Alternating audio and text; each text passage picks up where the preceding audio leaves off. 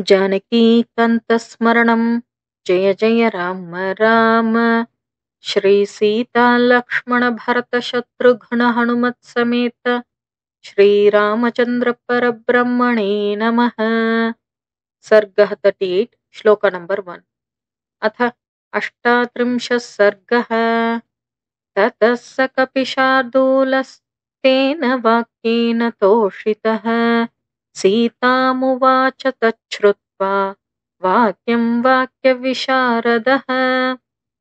युक्तरूपं त्वया देवी भाषितं शुभदर्शने सदृशं स्त्रीस्वभावस्य साध्वीनां विनयस्य च। स्त्रीत्वान्न त्वं समर्थासि सागरं व्यतिवर्तितुं मामधिष्ठाय विस्तीर्णं शतयोजनमायतम्। द्वितीयं कारणं यच्च ब्रवीषि विनयान्विते रामादन्यस्य नार्हामि संसर्गमिति जानकी। एतत्ते देवि सदृशं पत्न्यास्तस्य महात्मनः काह्यन्या त्वामृते देवि ब्रूयात् वचनमीदृशम्। श्रोष्यते चैव काकुत्स्थः सर्वं निरवशेषतः चेष्टितं यत्त्वया देवि भाषितं च ममाग्रतः। कारणैर्बहुभिर्देवि रामप्रियचिकीर्षया स्नेहप्रस्कन्न मनसा मयैतत्समुदीरितम्। लङ्काया दुष्प्रवेशत्वाद् दुस्तरत्वान्महोदधेः सामर्थ्यादात्मनश्चैव मयैतत्समुदीरितम्। इच्छामि त्वां समानेतु मध्यैव रघुनन्दिना गुरुस्नेहेन भक्त्या च नान्यथा तदुदाहृतम्। यदि नोत्सहसे यातुं मया सार्धमनिन्दिते अभिज्ञानं प्रयच्छ त्वं जानीयात् राघवो हि यत्। एवमुक्ता हनुमता सीता सुरसुतोपमा उवाच वचनं मन्दं बाष्पप्रग्रथिताक्षरम्। इदं श्रेष्ठमभिज्ञानं ब्रूयास्त्वं तु मम प्रियं शैलस्य त्रिकूटस्य पादे पूर्वोत्तरे पदे। तापसाश्रमवासिन्याः प्राच्यमूलफलोदके तस्मिन् सिद्धाश्रिते देशे मन्दाकिन्यविदूरतः। तस्योपवनखण्डेषु नानापुष्पसुगन्धिषु विहृत्य सलिले क्लिन्नो ममाङ्के समुपाविशः। ततो मां स समायुक्तो वायसः पर्यतुण्डयत् तमहं लोष्टमुद्यम्य वारयामि स्म वायसम्। धारयन् स च मां काकस्तत्रैव परिलीयते न चाप्युपारमन्मांसात् भक्षार्थी बलिभोजनः। उत्कर्षन्त्याञ्चरशनां क्रुद्धायां मयि पक्षिणे स्रंसमाने च वसने ततो दृष्टा त्वया ह्यहम्। त्वया विहसिता चाहं क्रुद्धा सल्लज्जिता तदा भक्ष्यगृद्धेन काकेन दारिता त्वामुपागता। ततः श्रान्ताहमुत्सङ्गमासीनस्य तवाविशं क्रुध्यन्तीव प्रहृष्टेन त्वयाहं परिसान्त्विता। बाष्पपूर्णमुखी मन्दं चक्षुषी परिमार्जती लक्षिताहं त्वया नाथ वायसेन प्रकोपिता।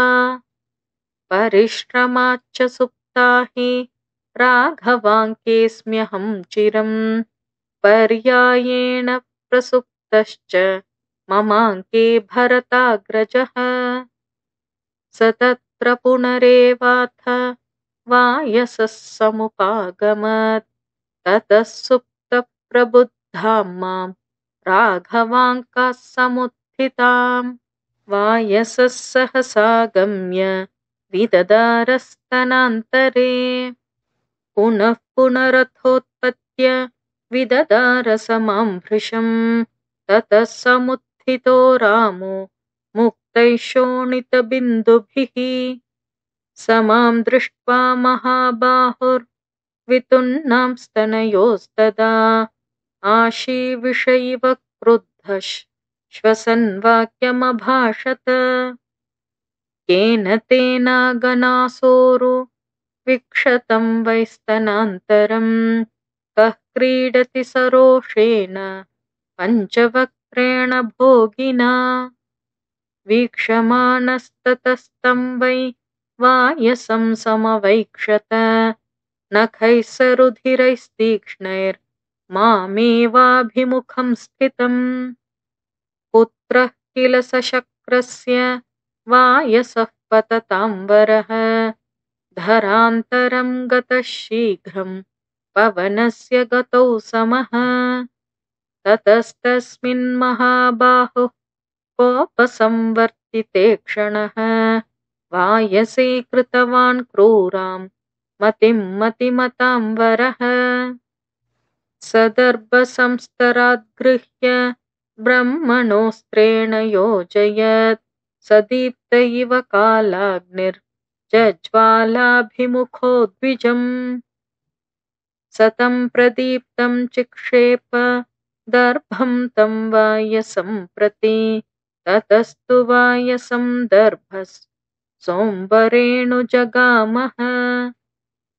अनुसृष्टस्तदा काको जगाम विविधां गतिम्।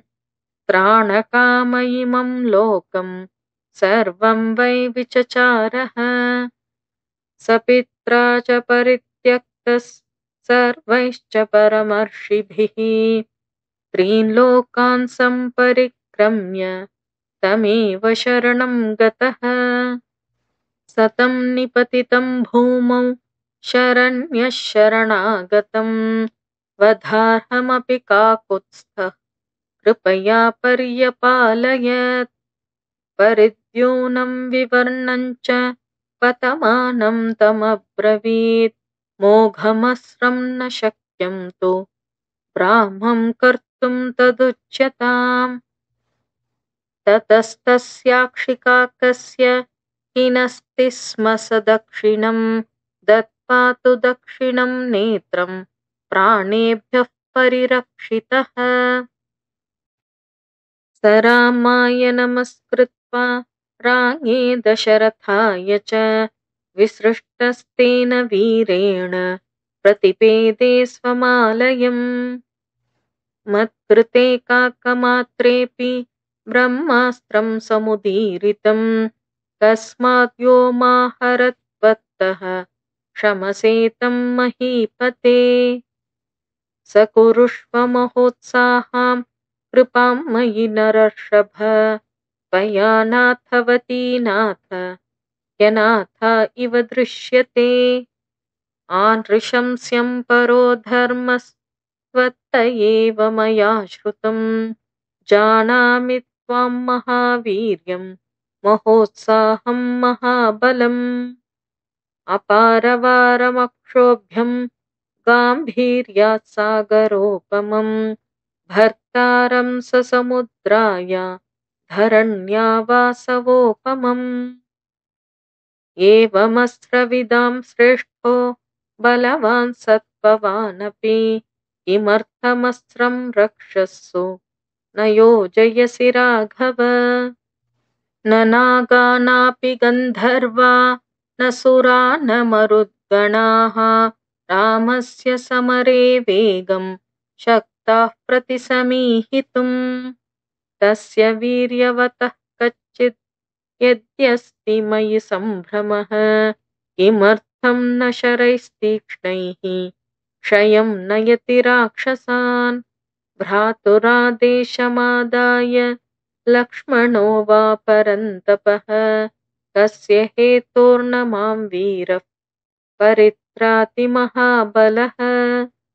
यदि तौ पुरुषव्याघ्रौ वायवीन्द्रसमतेजसौ सुराणामपि दुर्धर्षौ किमर्थं मामुपेक्षतः। ममैव दुष्कृतं किञ्चिन्महदस्ति न संशयः। समर्थावपि तौ यन्मां नावेक्षेते परन्तपौ।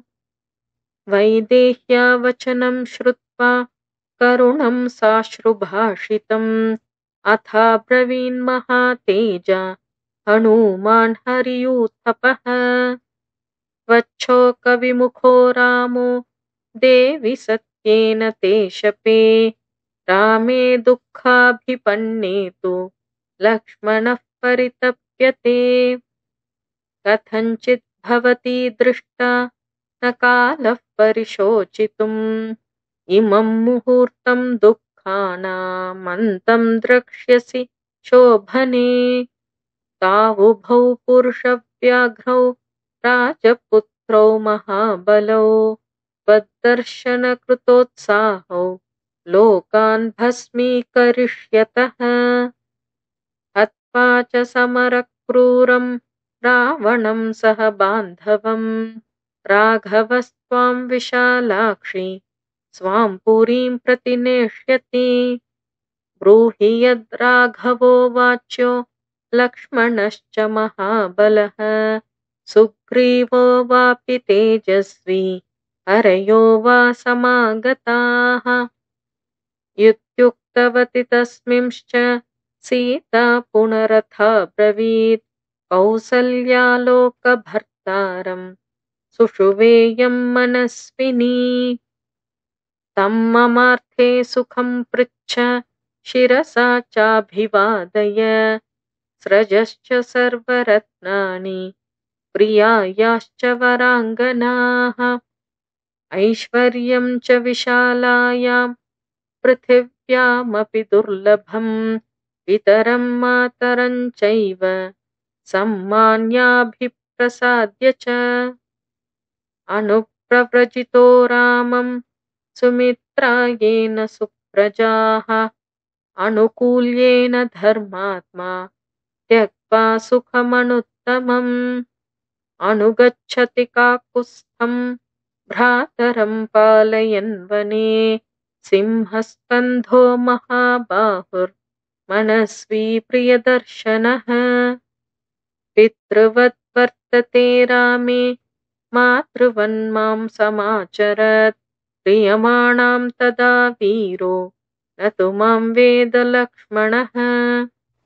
वृद्धोपसेवी लक्ष्मीवान् शक्तो न बहुभाषिता राजपुत्रप्रियश्रेष्ठः सदृशस्वशुरस्य मे। मत्तः प्रियतरो नित्यं भ्राता रामस्य लक्ष्मणः नियुक्तो धुर्यस्यां तु तामुद्वहति वीर्यवान्। यं दृष्ट्वा राघवो नैव वृत्तमार्यमनुस्मरत् स ममार्थाय कुशलं वक्तव्यो वचनान्मम। मृदुर्नित्यं शुचिर्दक्षः प्रियो रामस्य लक्ष्मणः यथा हि वानरश्रेष्ठ दुःखक्षयकरो भवेत्। त्वमस्मिन् कार्यनिर्वाहे प्रमाणं हरियूथप राघवस्त्वत्समारम्भान् मयि यत्नपरो भवेत्। इदं ब्रूयाश्च मे नाथं शूरं रामं पुनः पुनः जीवितं धारयिष्यामि मासं दशरथात्मज। ऊर्ध्वं मासान्न जीवेयं सत्येनाहं ब्रवीमि ते रावणेनोपरुद्धां मां निकृत्या पापकर्मणा। त्रातुमर्हसि वीरत्वं पातालादिव कौशिकीम्। ततो वस्त्रगतं मुक्त्वा दिव्यं चूडामणिं शुभं प्रदेयो राघवायेति सीता हनुमते ददौ। प्रतिगृह्य ततो वीरो मणिरत्नमणुत्तमम् अङ्गुल्या योजयामास न ह्यस्य प्राभवद्भुजः। मणिरत्नं कपिवरः प्रतिगृह्याभिवाद्य च सीतां प्रदक्षिणं कृत्वा प्रणतः पार्श्वतस्थितः। हर्षेण महता युक्तः सीता दर्शनजेन सह हृदयेन गतो रामं लक्ष्मणं च सलक्षणम्। मणिवरमुपगृह्य तं महार्हं जनकनृपात्मजया धृतं प्रभावात् गिरिवरपवनावधूतमुक्तः सुखितमनः प्रतिसङ्क्रमं प्रपेदे। इत्यार्षे श्रीमद् रामायणे वाल्मीकीये आदिकाव्ये सुन्दरकाण्डे 38 सर्गः। जानकीकान्तस्मरणं जय जय राम राम।